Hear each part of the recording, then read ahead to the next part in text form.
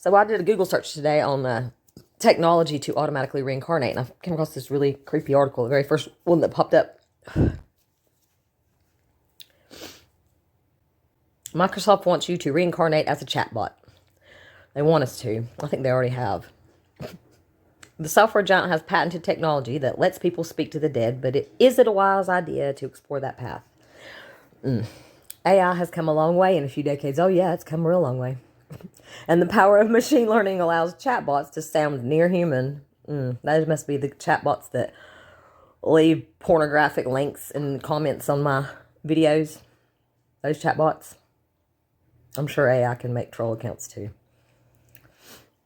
Microsoft wants to use this technology to give a voice to those who have fallen silent and make chatbots that can mimic the deceased.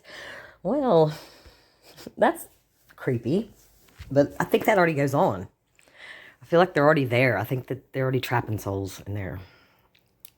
Uber Gizmo unearthed the patent for this technology, which goes into detail on how the digital Ouija board may work. Because it's a patent, it doesn't guarantee that Microsoft will ever fully release this feature. That's when I'll say something about patents.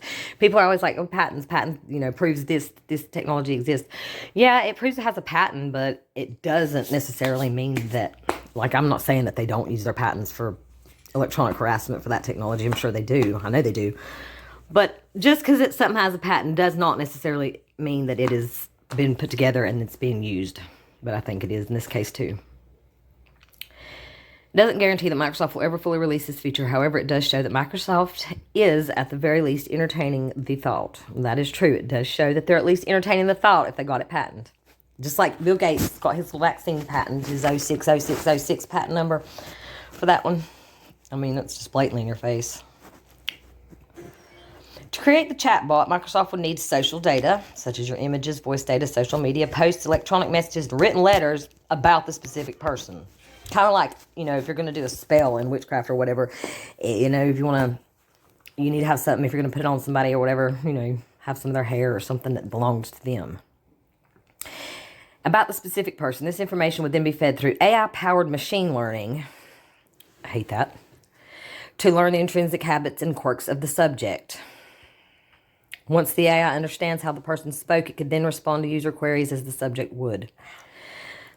And the result is a chatbot that can learn how a deceased person spoke and impersonate it as if the subject were still alive. The patent goes on to explain that this chatbot has plenty of potentials past mimicking the dead. For instance, you could feed it information about historical or fictitious people through the chatbot. This would let people talk to characters that would otherwise be unreachable.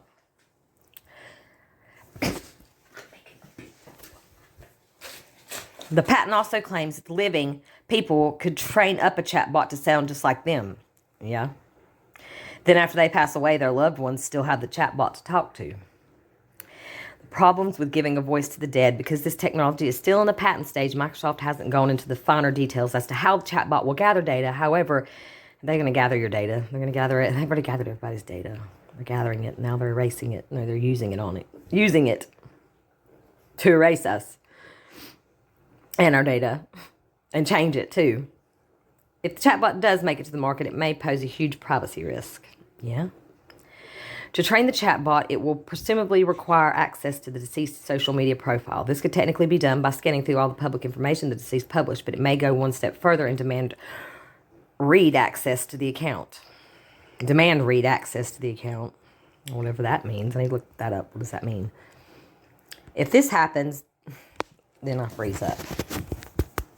Hello.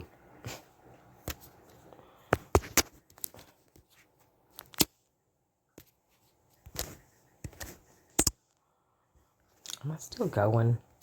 I was getting to the end, but I won't let it stop me. I was at this point.